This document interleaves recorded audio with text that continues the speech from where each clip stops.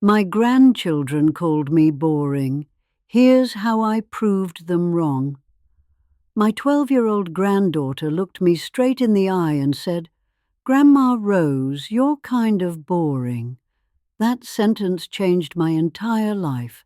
Hi, I'm Rose. I'm 68 years old, and today I'm going to tell you how 4 words from a child turned me into the coolest grandma in the neighborhood. I used to be that typical grandma. You know the type. Always worried about everyone eating enough, constantly cleaning, telling the same old stories about back in my day. When my grandkids visited, they'd spend most of their time on their phones or asking when their parents were coming back. I had 5 grandchildren, Lucy, 12, twins Jake and Max, 10, little Sophia, 7, and baby Oliver, 2. Every family gathering was the same. I'd cook for hours, they'd eat quickly, then disappear to their rooms. I convinced myself this was normal. Kids these days are just different, I told myself, but deep down I felt invisible, like I was just the lady who made sandwiches and gave out $20 bills. Everything changed last Christmas. The whole family was gathered at my house. I had spent 3 days preparing the perfect meal, decorating every corner, buying thoughtful gifts for each child. After dinner, I suggested we play some board games. You know, quality family time. Lucy rolled her eyes and said, "Grandma Rose, no offense, but you're kind of boring. Can't we just watch Netflix?" The room went silent. My daughter started scolding Lucy, but I held up my hand. "No, wait. Lucy, what would make me less boring?" She shrugged. "I don't know. Do something cool. Like, when did you last do something that wasn't cooking or cleaning?" That night, after everyone left, I sat in my kitchen surrounded by dirty dishes and asked myself a hard question. When was the last time I did something just because it excited me? I couldn't remember. At 68, I realized I had become exactly what Lucy said, boring. But instead of feeling hurt, I felt challenged. The next morning, I did something I hadn't done in 20 years. I went to a motorcycle dealership, not to buy one, just to look. The young salesman probably thought I was lost, but I told him, "I want to learn to ride." His jaw dropped. "Mom, are you serious?" "Dead serious. My granddaughter called me boring, and she's not wrong."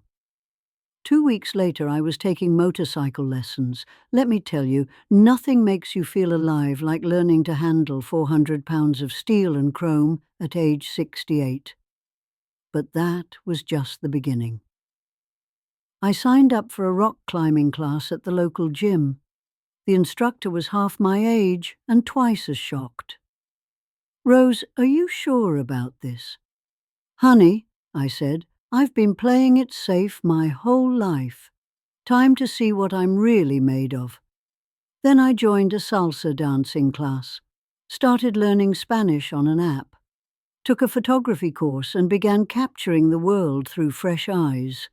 My neighbors thought I'd lost my mind, but for the first time in decades, I felt like I was finding it. 6 months later was Jake and Max's birthday party. I pulled up to their house on my motorcycle. Yes, I had bought one by then, a beautiful blue Harley-Davidson Sportster. The twins' jaws dropped. Their friends gathered around, asking a million questions. "Mrs. Rose, is this really yours? Can you actually ride this thing? This is so cool." Lucy came running out. "Grandma, you got a motorcycle."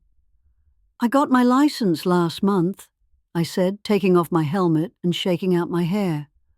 "Want to see the photos from my rock climbing competition?"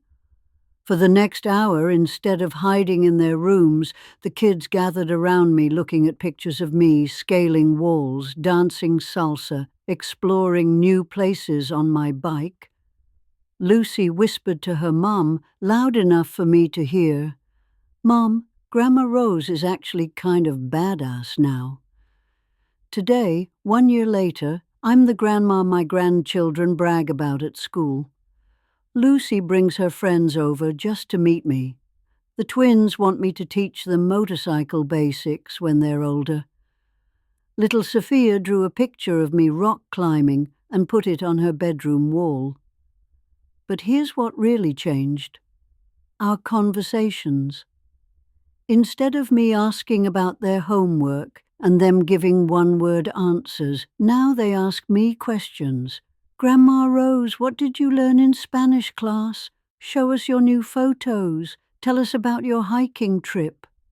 Last month, Lucy said something that made me cry happy tears. Grandma, I want to be brave like you when I'm older. I'm not just the sandwich-making $20 giving grandma anymore. I'm Rose, the woman who decided life begins whenever you choose to start living it. This journey taught me 4 powerful lessons. First, children are brutally honest, and sometimes that honesty is exactly what we need to hear. Lucy's comment wasn't mean. It was a wake-up call. Second, it's never too late to become interesting. I discovered parts of myself at 68 that I never knew existed. Third, when you start living authentically, people, especially children, are drawn to your energy. Kids can sense when someone is genuinely excited about life. Fourth, being a good grandparent isn't about perfecting traditional roles. It's about being a real person your grandchildren can look up to and learn from. If you're feeling invisible or boring, ask yourself, what would make you excited to wake up tomorrow? Then go do that thing. I'm 69 now, and last week I signed up for skydiving lessons. Lucy's response? Grandma Rose, you're officially the coolest person I know. Sometimes the best thing that can happen to us is for someone to tell us exactly what we need to change. That 12-year-old girl gave me the greatest gift. She gave me back my life. If this story inspired you, share it with someone who needs to hear it. And tell me in the comments, what's one boring thing about yourself you'd like to change? Subscribe for more stories about discovering yourself at any age. Because whether you're 68 or 28, it's never too late to surprise everyone, including yourself. Remember, life doesn't end when you become a grandparent.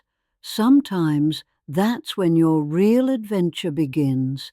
Keep living boldly.